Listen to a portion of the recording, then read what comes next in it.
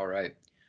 What is happening, team? Welcome to a new episode of Anabolic Radio with your host, Hawk from Hawk Fit Coaching, sponsored by Legion Athletics. I'm joined today by none other than AJ Morris himself. How are you doing today, AJ?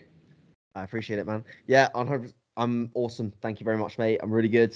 Obviously, thank you very much for having me on the podcast. I really appreciate it. I know you've had some big names in the industry on this podcast, and you've had some amazing discussions. So I hope we can have another one of those today, mate. Absolutely, absolutely. So this is actually a new thing for this season. So obviously, if you have been into anabolic radio in the past, I've brought on a lot of professionals in the exercise science field, and we primarily chat about things they're researching and things people should just take into account when it comes to physique development. But hand in hand with that, as I've had a lot of nerdy people on the podcast, I think it is often forgotten to have that anecdotal experience. And AJ, being bodybuilding UK, I think he has a tremendous amount of experience, not only from a coaching perspective, but as an athlete himself. It's always good to have someone who's in the trenches and doesn't shy away from putting in the work. And I'm excited to dive into this episode with you guys. So without further ado, AJ, I know we had previously spoken earlier this year about, some potential competition seasons for yourself. So why don't you just go ahead and fill the audience about like how things have been going related to that and whether a potential contest season is in the foresight for you. Sure. So I think for me, since I last stepped off stage in 2021, obviously I knew like my primary goal was to just sort of grow everywhere. It wasn't really a specific focus for me. It was just get more muscle on the frame and enjoy training and also have a huge focus on business. For me, growing the platform that is natural bodybuilding worldwide, that I want to continue to be one of the best natural bodybuilding platforms available worldwide. That's taken a huge amount of my time, my effort, my focus, alongside, of course, being an athlete and kind of leading from the front because I'm a big component of that as a person who leads many other people that are wanting to follow suit. I need to continue to lead. I need to continue to do the stuff that I'm asking my clients to do, pushing myself, pushing the boundaries, and being an example of the type of people that want to, join natural bodybuilding worldwide and follow that kind of community and have a career in that sport. Be someone that people can look up to, in a way. So I really wanted to make sure that was the priority.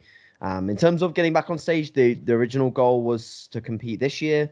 But like we talked about off air, I sort of encountered a little bit of an injury in October, which I thought at the time wouldn't be very limiting. It ended up being quite limiting in terms of especially my pressing capacity. So essentially it was a nerve root compression issue in my left side. So it was related to, an issue I had in my cervical discs, a little bit of pressure on a nerve, C7, going down my left side. And then one day I had no pain in my neck, nothing like that. Nothing went bang in the gym. It was just one day my left side started to die on me really, really, really quickly. Got a physio appointment, got an MRI. Boom, that's exactly what it is. So I've been rehabbing that really since November, December, which is luckily enough, touch wood, that is my first major injury. I've never had an injury that's remotely affected my training, and I've been training hard since 2012, 2013. So, these things happen. Like I said, I think I count myself kind of lucky in the sense that I haven't picked up something like that before. And it's given me a new kind of perspective in terms of being able to both psychologically and physically relate to people that are going through similar things, because I've never really been able to truly relate to people that have had injuries that have really taken away their ability to do what we love. And so for me, for that time period where I was having to focus more so on rehab, limiting axial loading, basically coming away from a lot of the things that I love to do, that was a massive psychological challenge, way harder than a prep for me. Way harder than anything. It's just like it just robs your ability to do what you want to do. So definitely grounded me a bit, made me realize that I need to do a few more things in my life to take care of myself as well as take care of the things that I want to progress, business wise and athlete wise. I need to make more time for just taking care of me basically. And it's not even like, oh, do this specific mobility drill or anything like that. It's like, make sure that you're managing your stress well, because, the issue arised at the peak of stress for me in my year, which is funny that, hey, not a surprise, but that's when it arrived. So I've just got to manage that variable a little bit better if I want to continue to do all of the things that I aforementioned at the start. Try and be an athlete, try and progress the business side. You know what this is like, mate. You want all your eggs in multiple baskets, and you've only got a certain battery tank that you can deploy to those things. So yeah, in terms of stepping on stage, this year won't be the year. I'm cool with that. The stage is always going to be there in some shape or form. What federation it is, what the landscape looks like when I compete, I don't really, I don't really mind, because I do this. Just like yourself, mate. We do this for continual self improvement. It's not just for a title or for a certain card or for a certain placing. It's like for continual self improvement. It's the cross transfer it gives to other aspects of our lives. Those are the important things. So when I next step on stage, it will be when I can present my physique in the best capacity I can present it in, not limited by something, or at least not significantly. Obviously, we're never going to be necessarily like perfect, but not massively limited. And I'm hoping with like the way things are now, like I'm pretty much 100% recovered. If I really wanted to go for it, I could go for it this year, but it's like there has been a little bit of atrophy on the left side that I know well, I could regain it, but it's like I'm not 100% sure whether I will, so it's not worth the risk. So I'd rather just wait until probably like season A or June-ish, 2025. Pick a show then, and compete at that time of the year. So that's a bit of a wrap up as to where I'm at as an athlete and sort of current goals. It's a very healthy perspective to have, and I'm sure a lot of people can take valuable gems away from that. I know for myself, before I started prep, I actually, well, I'm going to assume it was my SI joint based on Mm, what I was experiencing. sure. I didn't go get it checked out, which I probably should have. That's But that's what I do until I'm like really injured. uh, Then I'm like, yeah, I gotta go get this checked. I couldn't hip hinge, couldn't Yeah. RDL, and my Ah, rows just didn't feel good. It was difficult to just pick up a 45 plate without like, painful. feeling something weird. Yeah. Um, and I think the perspective I had at the time was like, hey, you just got to pull back and maybe just do things on a daily to slowly improve your exposure to either a greater range of motion or a little Sure. bit more load. Yeah. Uh, so I think that's incredibly important, and especially when it comes to stress management, because like our body can't distinguish between different types of stressors. So it's interesting how just it compounds and then something happens. Yep. The shitty thing about injuries is it gives us the perspective to kind of be aware of things that we weren't aware of before. And it Mm. seems like you've taken a ton away from that. So when it comes to your love for bodybuilding, as it's obviously, I'm sure the reason why you started has changed compared to the reason why you do it now. Obviously, you have like a team behind you and you have to lead from the front. That's something that you got to do as a coach, right? That's something you have to do as an athlete in order for your athletes to follow suit. So what is it when it comes to your love for bodybuilding that's changed from when you first started to now? Good question. I don't think much has changed, if I'm being honest with you. I think that when I started, it was that wake up in the morning and think about what I'm training, go to bed at night, think about what I'm training the next day, kind of like I've always had that kind of buzz about going to the gym, and when I started going to the gym, it one wasn't even to bodybuild or to build my physique. It was for other things, it was for other sports. But I always ended up, well, the reason why I stopped the other sport that I was doing before bodybuilding is because I loved the gym more. I loved going and lifting weights more than I loved racing in motorsport at that point, because I was getting more satisfaction out of pushing myself. and training. Like I've just always found a really, really good sort of passion for it. And that's something that I'm really big on pushing for people, is that before you compete, before you set these lofty goals of turning pro in a certain federation or winning this, winning that, just learn to just love training. It's such a simple thing to try to establish. If you establish that, then you're probably going to go a lot further towards, some of those more lofty bodybuilding goals that you might set for yourself. Because I think perhaps the times have changed a little bit since I started, because, when I started in 2012, Instagram was very much at an infancy. It wasn't really a thing. It was a place where you maybe posted, a picture of a meal, like just some chicken and rice, and then just left it and didn't even write a caption. There's that kind of content that was being produced. It wasn't mass scale content production. So I followed a few people on YouTube, but again, you just didn't get. YouTube's very different because it's not that constant, you know, what we get now, which is that constant scrolling aspect of many different opinions, many different inspirations, many different directions. And it's like people are finding one thing, going for it, and then they're like, oh, scroll a bit further, and then another thing, going for it. And it's like, I think the distraction level is astronomical. So the distraction level leads to potentially poorer goal setting or less clear direction with the goal setting. And then people are heading in left, right, center directions all the time, but never actually heading towards one thing, heading towards multiple different things, and never actually understanding what truly satisfies them either. So I think, like I say to a lot of my younger athletes, I'm like, let's find happiness amongst this level of distraction, and chase something that really, really just for you makes you happy. Because that's number one. That's number one variable, is we do this for fun and happiness, not to create something that you can post that then you get your endorphin release or your serotonin release or whatever it is that you get from posting that image and getting a load of likes and ramping up the social media following. Because that's a very clear incentive with a lot of people now, is that they get a physique that allows them to create this social media stimulus for their brain and reward that. And I think that's essentially pleasing other people as opposed to pleasing yourself. Might please yourself momentarily, but you're primarily pleasing other people rather than you. So yeah, I think my passion has just been just going to the gym, having fun in sessions, spending time with like-minded people in there as well, making good friends. All of my friends are people in the fitness industry now. And that's it. That's it. Mm, love it. Fantastic points. And just to recap a few.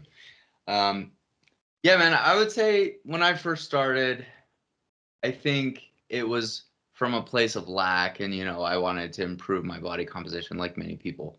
Sure. But I think as I've grown, it's definitely changed into like I love this because I get excited, wake up in the morning, and I go to the gym and I can just fucking push myself. Like nothing challenges me, and nothing is as hard as a hard set. Um, I think I can grow a little bit more and kind of get that energy into the business side of things. That's somewhere I obviously need to grow. But um, yeah, I think a lot of people can get into this for the wrong reasons. They want that social media following, they want the approval and validation of their peers.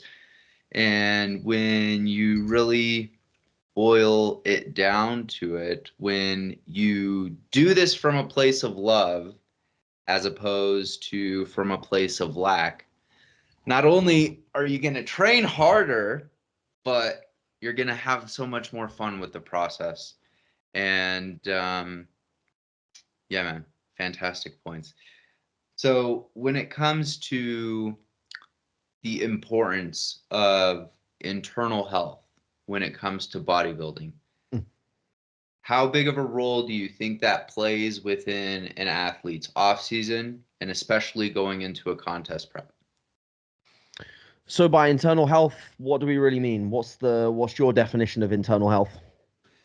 So my definition of internal health is like if your mental health is not in a good spot, if your physical health is not in a good spot, you have these nutrient deficiencies, you're not really hitting your macros, you're not making it a point to take care of lifestyle variables such as your sleep, such as your stress. So why is it important for us to get to a spot where that's standardized before we could really make decision making clear with regards to our direction for our physique?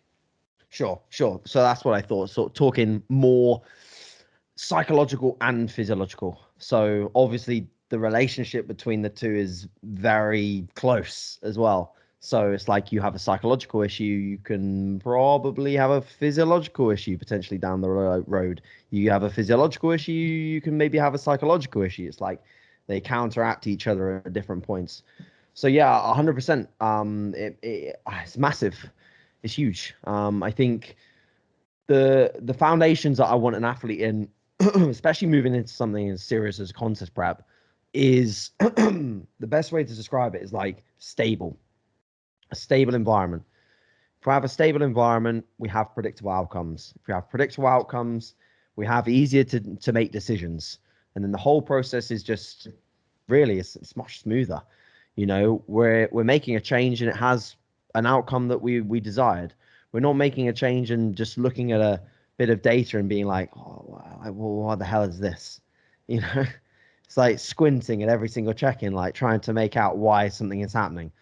Um, so I think this is where I'm really big on, I'm sure you've had some instances with this, but you're not always going to get like the ideal scenario where you have a client for 6-12 months, maybe even more. I've worked with people for 2-3 years before we've prepped. Amazing if you have that level of patience, you have that long-term goal setting, excuse me, and you're willing to invest in a coach for like that long of a period of time, because a lot of people aren't. A lot of people want to have a prep just with a coach and that's it. And that's fair enough. That's fair enough. But I think the psychological aspect of just looking at it's more of a long-term process and an investment is going to get you like, I have the best results with those people, the long-term investment plan, because before you know it, you've learned from a mini cut what you probably would have learned from the first like 6 to 8 weeks of prep, but you're not then doing the rest of a contest prep off those lessons. Because before, like in those 6 to 8 weeks, you could get 3 or 4 red flags, and you're like, okay, like either it's fasten your seatbelt and let's try and make this happen, or it's like, well, we can't make this happen. And then you have to obviously be honest with that person and say, look, this is not the right time to prep. And in some situations, they'll try and find another coach. They'll just shop around and see if anyone's willing to take on that challenge. It's not really a challenge. It's more so just like a lack of not being ethical to push through someone in that situation. So stable foundations is what we need. Obviously, whether that's through monitoring sort of biofeedback week to week that can be given by the athlete, or whether it's looking at blood work, or whether it's just simply building a relationship with that person. There's different levels to what you need to gather as data as a coach, depending on what basic feedback you're getting from that individual. If you're getting a lot of red flags, and they're consistent red flags that whatever you do with food, bringing them out of a deficit and doing things that would make sense to make them feel better, then that's when you need to start to dig a little deeper. And that's when you probably need to look more down the blood work route. And I then, at that point, if I'm being honest with you, mate, 9 out of 10 times, by the point at which it's got to that stage, I'm outsourcing. I am not handling that specific issue with that client in that moment, unless it was something that was very clear to me as to how I could fix it. I'm most commonly outsourcing. We'll hop on a 3-way call, get a 3-way WhatsApp with someone that's even more qualified than I am in that field. Maybe we're going down the route of like Dutch tests, things like that. We're trying to get to the root cause of the problem. And then they're working with that individual. Normally that ends up in a plethora of different decisions being made, that again, that decision is being made normally by a third party, if it gets to that point. But luckily for me, it's like I've had that probably happen, I'd say 5% of times, where it's got to that level where I really need to think, okay, this is something that I am not in a position to want to be able to sort, and I think that's because since being a coach, I've really doubled down on what I know I want to be good at and what I know I need to be good at. which is landing physiques on stage, improving them in the off season. That's literally like the two processes that I need to absolutely be super, super, super good at. If I'm not super good at that, I need to get better at that. And in the 5% instances where we need to outsource and we need to go somewhere else to try and identify an issue that's deeper, way deeper than I can understand, that's when I get a third party come in. But to be honest, I've learned also a lot from communication with those third parties, having those consult calls, having those conversations. And I think that's maybe the issue that some coaches make, is that they're either they either hold themselves in such a high regard that they're too afraid to message other people for help, number one, or they don't include themselves in those conversations. So when the client has the consultation, they'll have them completely separately, and that whole conversation is then lost. Mm. Whereas if I can be in that conversation and I can absorb that knowledge, I then start to understand things that not yet I am understanding. So I start to break through into those areas that I'm a little bit weaker in, and improve at that as well. Not that I'd ever be able to confidently say, okay, this is the diagnosis, here we go, this is the treatment plan, so to speak, that I think a qualified either medical doctor or someone in that specific field can do. But I get closer to having a greater level of understanding, at least at a physiological level. So yeah, stable environments, digging deeper if we need to, but most of the time you can make a huge, huge difference by basic lifestyle changes. Like, it's crazy how much that foundation level of basic lifestyle changes makes, because you get someone come to you with a load of problems and you suddenly get them to go to bed at the same time and wake up at the same time. It's like half of those problems are fixed. It's like, and the problem is a lot of those people have already tried to dive deeper. It's like, I've tried to get blood work, I've tried to do this, I've tried to do that, I've tried to eat this specific diet. And I'm like, mate, you're not even going to bed at the same time each night. Like, that's like, no matter how much you spend on a blood test, you're not going to probably fix this until you can start to fix the basics. So it's yeah, that's really where I would say we'd like to have people in terms of yeah, the internal health side of things. Fantastic. And I love how you put yourself in the position of being a student, right? Despite the amount of experience that you have. And I 100%. think that's incredibly important as coaches to work within your scope of practice and know when something is unmanageable for yourself. It's okay to ask Yep. for help. Especially when it comes to people's health. Like, someone is coming to you, they're trusting you, you're responsible for not only helping them change their body composition, but also reversing that process and making sure you're doing it in an ethical manner. I think that's Yeah. really important. And I Yep. always like to tell my clients, like, you optimize your internal health or things you're doing within your day to day, those external results are going to follow without you being even super fixated on making them happen. Mhm. And yeah, man, fantastic points.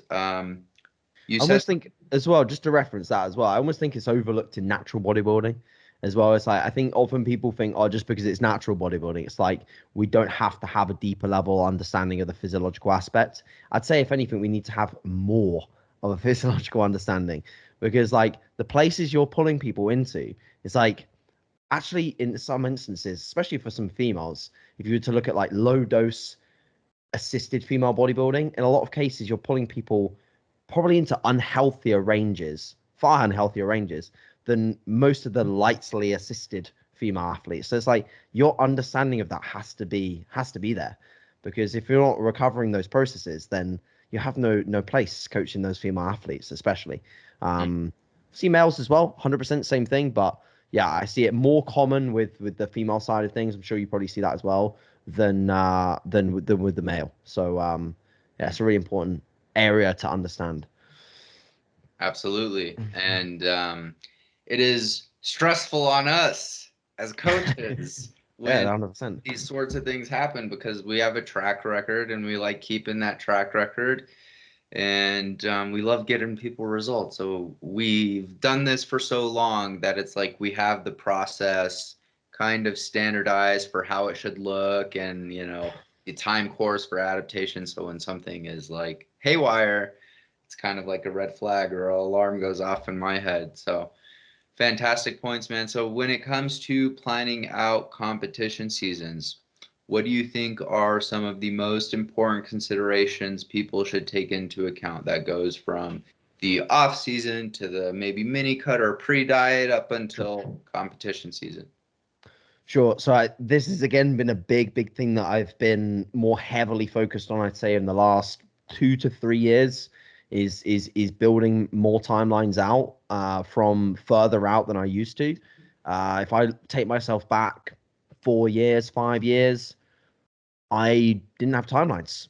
I did a lot of my preps based off just my eye, so I'd be like, yeah, we'll start here.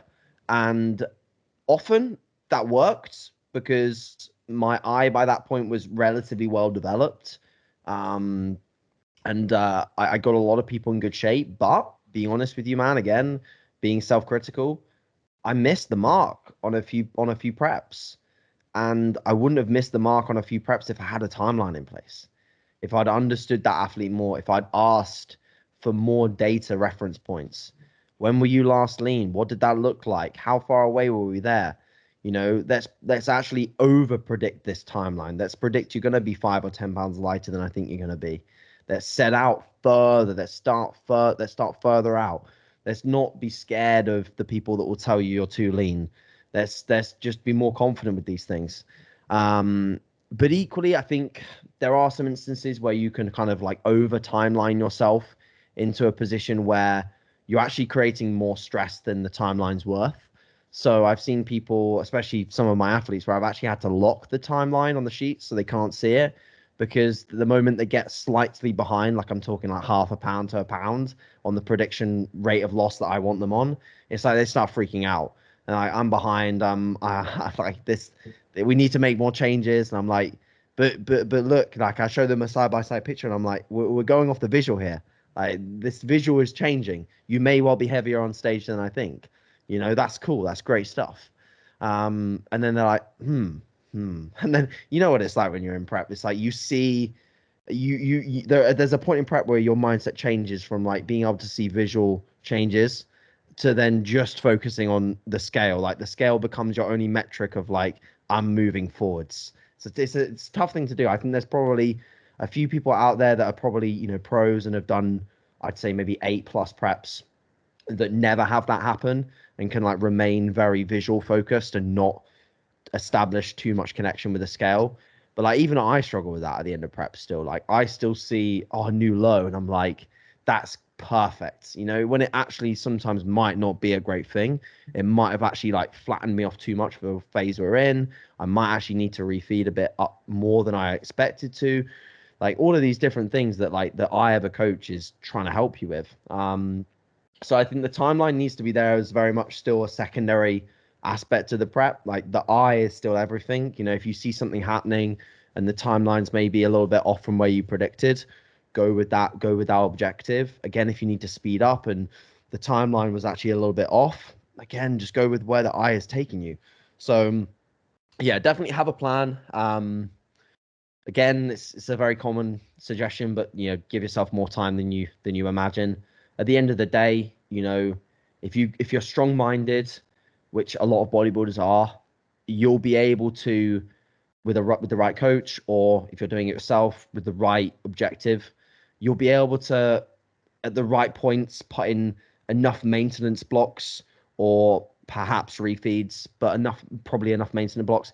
If you are ahead of schedule enough to warrant them, you'll be able to slow yourself down enough at the right times. If you are that bit ahead, it is best to have that more time rather than just run out and be having your rate of loss look like a flip flop. So, be nice and slow and protective at the start, and then like, oh shit, I'm not ready, really fast at the end, which is unfortunately relatively common, especially as you see, people getting close to shows, you see other people putting up physique updates, and you start realizing the standard, and you're like, I need to push harder to hit that standard.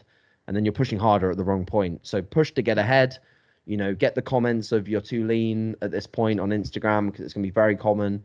And then you should hit the mark. But yeah, like I said, from a coaching standpoint, the timelines have helped a lot. The best timelines that I've ever built, or that I've built currently over the last few years, are with people that I've either coached before or they've competed before and I've got on stage pictures of what they look like, or they've been pretty lean. Because the issue with building a timeline for someone that you've never worked before with, and so you don't know their response metabolically, then you also don't know, you have no reference points of when they were last lean, because they might have been just like perma soft, been bulking for ages. And so you have no reference points, and you're like, you just don't know. Like, it could be 50 pounds, it could be 60 pounds, it could be 70 pounds. You just don't know. Um, and then you pull 15 pounds off someone, and then you're like, whoa, like, we're 15 pounds out. Like, where the hell did that come from? Or you pull 20 pounds off someone and they don't look any leaner, and you're like, we've got a huge amount to go. So but that's why, again, I'm big on trying to work with people for as long as possible before a prep, and that's just one of the major keys to having a successful coach client relationship, is building that time. Fantastic points. I think the days of 12-week contest preps, at least in my head, are out of the window. And that was a very common thing if we look back, 10 years ago. Mm. I would say working with someone in the off season is, I would say, has a little bit more importance than someone during prep, because that allows you to foster those progressions, that allows you to build that tissue. And as a coach, it really allows you to understand how that particular person responds to certain protocols or even adjustments. And it just allows for a smoother prep. So fantastic points. And, when it comes to what qualities make someone successful within a competition prep, what would you say some of those top qualities would be? The absolute top quality, 100%, is calm amongst chaos. That's the number one. There's no other variable, in my opinion, that beats that one. Every single top athlete that I've ever worked with that is both a high level of muscularity, and yes, we can talk about the whole genetic thing, but I think the psychological aspect of a bodybuilder makes up more and more of that genetic component than people realize, both in terms of their capacity to believe what is possible, but also in terms of their control of their emotions. Every single top one that I've worked with is just wildly cool and calm and collected under pressure. Like, I use Josh Kenyon as a reference. Man, you would not know that guy was competing at all. He is the coolest, calmest kid you'll ever meet. Just rocks up. Like, how do I look? Yeah, you look like a world-class bodybuilder, man. it's like he's like, okay, that's it. And it blew my mind as well. Like, being around him in those like 3-4 days, I was like, I need to do something to reduce my stress, because he reduced my stress. So it's like cool under pressure. Every single person, like I said, has got that kind of ability just to really just stay. I think it's like stoic kind of mindset. That's a really good one. It's like, loads of stuff can happen to you in a prep, and you can quite easily have, 4 weeks of progress be robbed of you because of those things impacting you, that then let it boil over, and I've definitely let that happen before, where I've had stresses in my life that have then boiled over, that have then allowed me to ramp up my stress levels, and I've lost weeks of fat loss progress, at least visually. Of course, we could still be losing fat, but the scale's not responsive and the looks poor, training's potentially poor, and I almost sometimes think, oh, that's the price I pay for trying to do what I do and being an athlete. But I don't think it is. I think that there is a component that you can really, if you really work hard on it, you can be that person that when something stressful happens, you take 5 deep breaths, like we tell everyone to do, and like try and be like that cool Zen kind of personality. So yeah, that kind of mindset, I think, is really, really important, especially in the lead up to the show itself, because I find that's, again, personally, where I put a lot of pressure on myself. And I let excitement get better of me sometimes. So I get super excited for competing, but almost too excited by the point where the last 3 nights of sleep before the show are absolutely rubbish. And I know my look could be better if I managed to sleep better over those nights. So it's like the people that again I work with that are really doing well, I like ask them, how have you slept? And I'm like, yeah, perfect, no problems. They don't even think about it. So it's controlling those finer details and being zen. That's a huge one. Being zen, remaining stoic. I think that's a great point. And yeah, man, I experienced that firsthand. My last season, 2022, it was just an unreasonable amount of life stress, and things were just going whack, and Yeah, it it sucks. scuffed my whole prep. Like, I think as an athlete, you can't really grow to your best potential without really missing the mark a few times. Not Agreed. always. Like, Yeah, you yeah, could agreed. obviously outsource that phase by working with someone, but Hmm.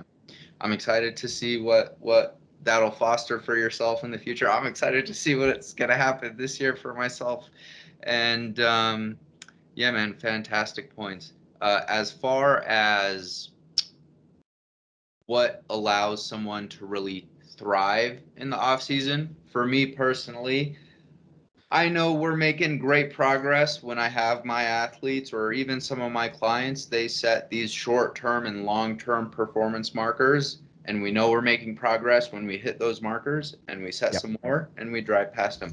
But what for you personally within your coaching practice and within your athletes do you implement to ensure that progress remains consistent in the off season? Sure. So I think something very similar, if I'm being honest with you, in terms of, the logbook for us tells a lot of our progress in terms of, if we're seeing lift step forwards in some shape or form, and we all know that it's not just load on the bar, it's not just reps. It's like if we're improving something over the course of a training block, and I say training block because I really do mean that, especially with things like presses. I always remind clients, I'm like, look at this training block, look at this like 8, 9 weeks ahead of you. If you take this press and you step it forwards over those 8 to 9 weeks, like that at this stage in the off season, when you're this deep and fighting and battling for a progression is that hard, that's still a win.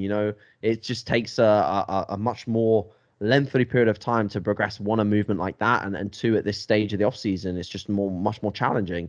Obviously, there's other things that you can progress a little bit quicker, and I think, to be honest, uh, I see a bit of a shift again. We'll go on the social media front, but I've seen a bit of a shift over the last 2 or 3 years that people are actually scared to set performance goals anymore, man. People are scared to tell themselves that they want to hit a 5 plate hack squat for 10 reps. People are scared to say that I want to deadlift 180 for 20.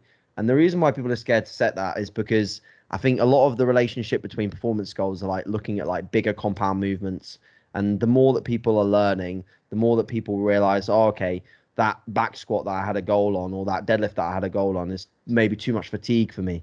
So, those ratios are off. So I'll just instead do a movement that's less fatigue, that I feel better, and might not get progression, might not actually be an overloading movement, but I'll do a movement where I can feel it better. I keep my fatigue levels low.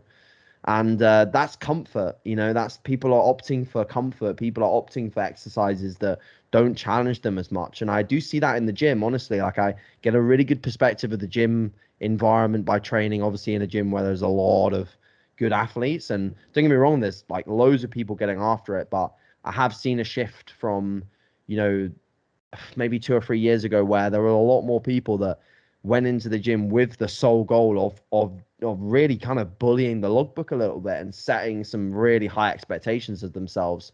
And whether that came alongside with perhaps more discrepancy in terms of execution, which I can kind of understand why people have tidied that up.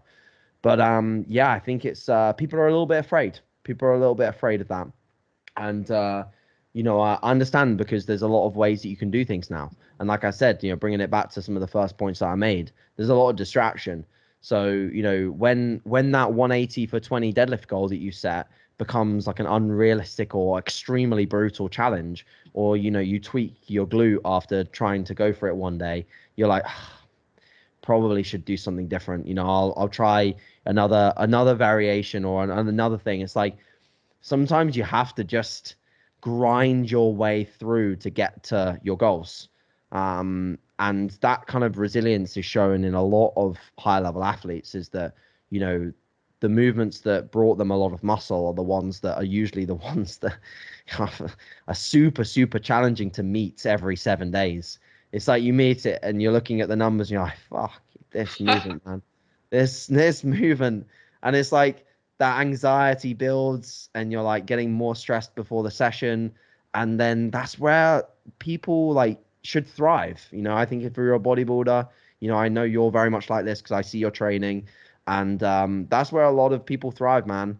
And if you can do that, fantastic. But literally lean into that as much as you can, because that is probably what's going to bring you the maximum level of muscle that you can build on especially on like a natural physique where we really only have limited tools at our disposal. We have to absolutely make sure that we're doing super hard training, yes, with the accurate stuff, but really, really super hard training. It has to be there, because if that stimulus isn't present, we're not going to step forward significantly. So yeah, I completely agree with setting big goals, setting some scary ones, because as the famous quotes always say, it's better to aim high and miss than it is to aim low and hit. So and that's the same for the off season and bodybuilding. Fantastic points. Yeah, that's me with split squats every Sunday. It's literally like a pep talk the day before in anticipation for my first working set. And yeah, some people thrive in those moments. Some people fail in those moments. With some of my athletes, with some of my clients, and we're in off season. We have the goal of pushing these performance-based goals. And I encourage them to try a new load.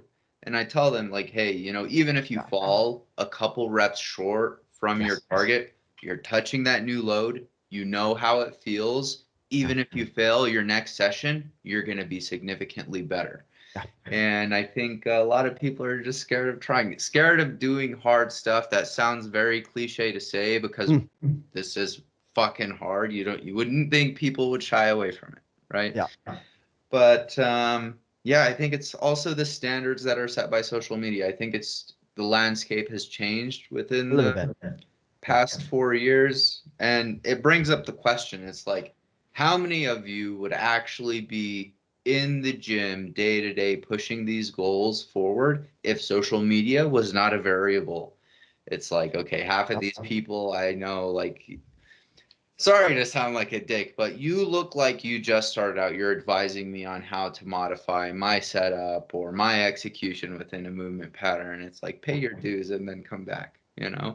But not to sound like a dick, but Nah, man, like you definitely don't sound like a dick there. I mean, obviously we risk going down that route of you're not bigger than me, you can't give advice kind of thing. But you're not saying that. You're saying, you're so right. You have to you spend time in the trenches, spend time in the game, and that time in the game gives trust. If you've done something in the gym that not many other people can do, that to me is fucking cool. And I'm gonna ask you, how did you do that? Like I always seen people in the gym do crazy stuff. There's a guy in our gym that the other day he did a 300 kilo Zercher squat. Yeah, yeah, horrendous. Like I see, and then he's like out in the back of the gym walking with 260 kilos in his hand, just walking outdoors. And I'm always asking him questions like, what are you doing, man? Like, how are you doing all of this stuff? And asking him about. He's also like absolutely no surprise. He's ridiculously huge. Um, he used to compete naturally and is still natural as well, of course. And madness. So like I ask those people a lot of questions because I want to find out, even if it's not a programming thing or it's, maybe yes, some genetics role, whatever. It's like I want to find out what's going on in his head more than anything else. So when I look at those people lift, I look at their face and their eyes when they're approaching a weight. It's like they don't look like a normal person anymore. They look like someone that's found a different level. Chris McCready is another. Keithy West is another great example of that. You look at him before he pulls 7 plates off the floor. He looks like he's going to kill someone. He looks like he's completely in a different place. You have to be that person, especially as a I hate to say, especially as a natural athlete, but I genuinely do mean it. You as a drug-free athlete, you have to find a place that not many people can find to be able to do things that not many other people are doing. So and if you're not into that whole, it doesn't really matter what load you lift. I think there are a lot of examples out there of the greatest natural bodybuilders out there that have just exceeded what you would determine is natural potential. There's a lot of others out there that don't lift particularly heavy weights, but you lift them in a different way and lift them extremely accurately. I made a reel about that a while ago about like how people train like slightly different. The performance looks different on everyone. So it's not like a one size fits all, but I know probably you're the same as me, but like I go into the gym with like motivated by my goals lifting wise, so like me getting a certain load on a machine or lifting a certain amount of weight off the floor is a large part of why I go to the gym. I am very motivated by the numbers and the logbook and what I lift. Not because I'm a powerlifter, but because I actually just genuinely enjoy that aspect of bodybuilding. As much as I enjoy getting a good pump and flexing the muscles and stuff like that, which I'd say is very much tertiary to lifting, I just like progressing the weights. I've always enjoyed that aspect, so don't fear that. Fantastic points. Now, I think a big part of our job is expectation management and really helping our people dial in their expectations too. So we've been chatting a lot about these performance-based goals. We've chatted about, the logbook and, trying to exceed that each time. What are some things that you think can be detrimental to that? I mean, especially in a contest prep setting, I think oftentimes people get a bit too emotionally attached to some of those numbers, Yeah. and I think it's a skill learning how to hey, leave your ego at the door, or maybe like audit your setup and execution within a movement pattern, and if it's regressed or if it's a bit choppy, I think the logical thing to do would be to modify load selection. But I'd love to hear from you. Yeah, 100%. I think that there is definitely a change in mindset that has to occur when you're in different phases. So, for example, a contest prep, a fat loss phase, you have to understand that their expectation, especially across some movement patterns, is you're not going to be progressing them. In fact, I've made a very similar mistake myself, and this was totally my doing. It wasn't any anyone else's fault. At the time in 2020, I was training with Cuba every session. And the problem with that, as much as it's amazing, and I learned so much of how to train hard in that moment of time, he was in a prep as an assisted athlete. As you go through a prep as an assisted athlete, your androgens come up, and your ability to hold on to lifts therefore is there. Or you're maybe even in some phases of the prep potentially even building some new tissue. Natural athlete, that ain't happening. The moment that you hop into a deficit is pretty much the moment you say goodbye to building some new stuff, especially as a well-trained individual for the most part. Unless you're starting absurdly heavy, which you probably wouldn't be. So what I did is try to keep up. So he set the standard, so I try and keep up. So instead of lifting the weights with the same execution I probably had at the start, the range just started to pull away, and then the tempo started to speed up. Or the most common thing was I'd just rest pause everything. So the hack squat that was previously 8 reps with like a little bit of rest at the top, that's fine, became 8 reps. It would take me 2 minutes or 2.5 minutes. It would be like a proper like Widowmaker, but only 8 reps of a Widowmaker. It's like, so the first rep would be the start of the Widowmaker. So it's like that's just a recipe for disaster. Your fatigue is just far higher than it needs to be for the stimulus of that exercise. That's not to say that doing hard sets is a bad idea.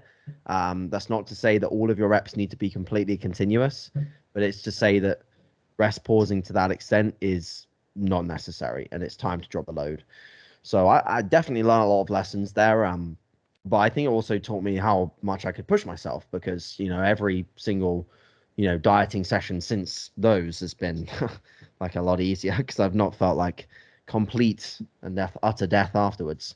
Um, so, uh, so yeah, I think that's a big thing is just like kind of understanding, what really you need to expect. And then of course, across certain movement patterns, just realizing there's better things to do. If you love dumbbell pressing, there's probably, I mean, there's a time where most people should probably look for more externally stabilized stuff.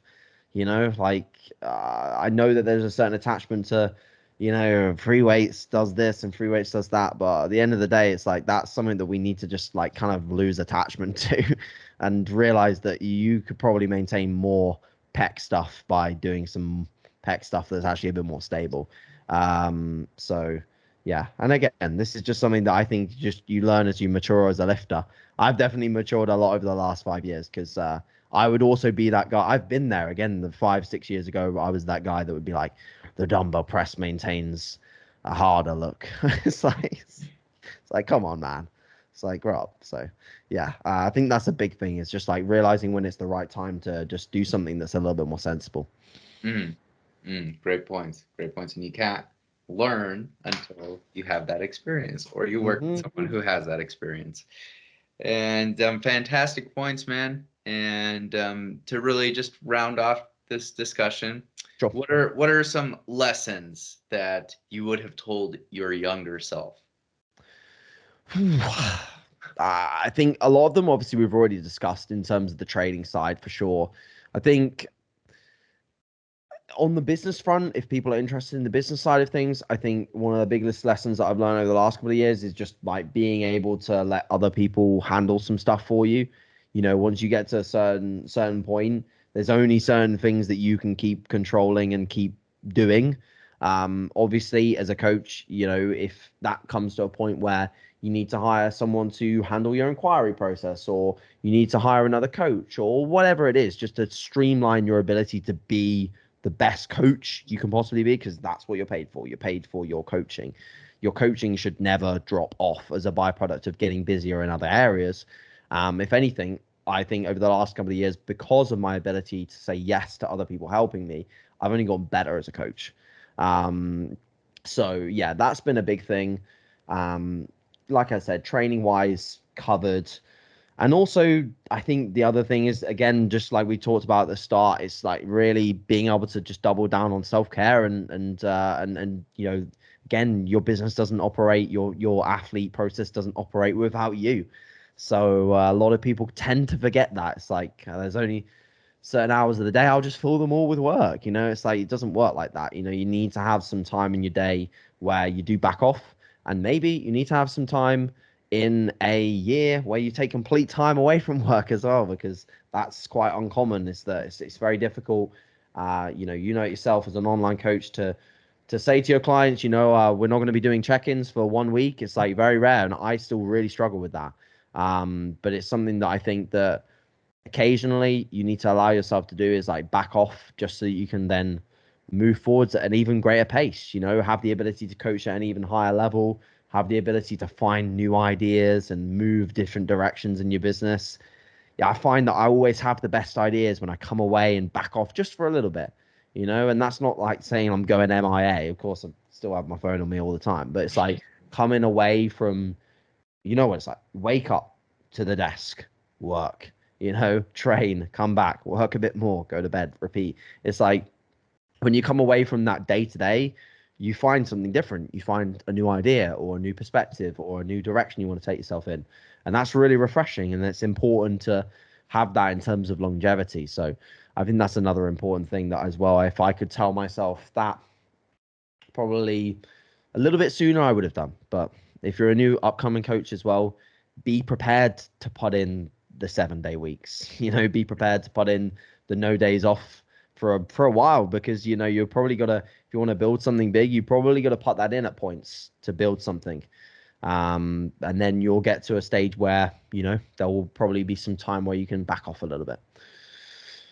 And I'm sure a lot of people will see us now and they have these sort of expectations of like, hey, it's gonna look like this once I start. When really, oh man, I'm sure for when you first started, it didn't look anything like it is now. When I first started, I mean, when we first met, I think it was in 2018, Yes.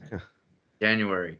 Yeah, man, I was running my business while I lived in my car for like almost a year, you It's know? wild, man. It's crazy. And I think in order to get to where you want to be, you have to make these necessary sacrifices along the way. And this is something I would have told my younger self, but practicing patience and like nothing has to come immediately. I think that's that's interesting to say within our community because it's oftentimes a lot of people have to be patient and they have to practice delayed gratification to achieve a lot of these goals. I mean, I think it's with how much of our society is ran. Like, you know, you could get a package from Amazon 2 days from now, a day from now. Everybody wants things quick. You get on your phone, look up this information. Oh, it's right there. You know, it's too much stimulus sometimes. So Yes. when you take time for yourself and you really give yourself that perspective, it'll take a couple years, but eventually, if you're doing the work, you're making that investment in yourself,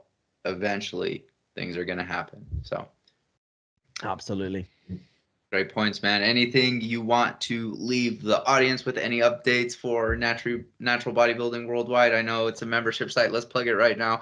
Go sign up and read the training logs from all these athletes. You're getting a quick deep dive from me and AJ, but there's a lot of people that are better athletes, better bodybuilders than us that you could learn from. You know. 100%. So yeah, no, 100%. I think, you know, for a natural bodybuilder, an upcoming coach, MBW is a great place to start your learning journey. You know, it will take you through from a very basic level up to a very high level. And, you know, that's both through, yes, you know, following the forums and asking any question you want, any question you want. And you'll get like 4 or 5 answers, some of them different, some of them the same. And then you could also go through the courses. So I have hours of easy to follow educational courses, how to map out your off season, how to map out your prep, how to set up your nutrition, how to set up your training, my training programming thoughts, everything's all there. Like the thoughts of myself from the last just over a decade of coaching are all in the course structure. So whenever someone asks me a question, I always say, you know, here's the answer. But if you want more in-depth answer, go to the site. So yeah, check it out. So it's naturalbbworldwide.com. And I mean, you get a really good insight into what we offer by just following the Instagram. You know, there's a bunch of like reels on there that give you an example of what the training videos look like as well. But yeah, other than that, man, really appreciate your time and having me on. I know that you're super busy as well, so yeah, I really appreciate the chat. Cheers, man. Thank you for coming on. Talk soon, guys. If you enjoyed the episode, don't forget to take a screenshot and post it on your socials and stay tuned for future episodes.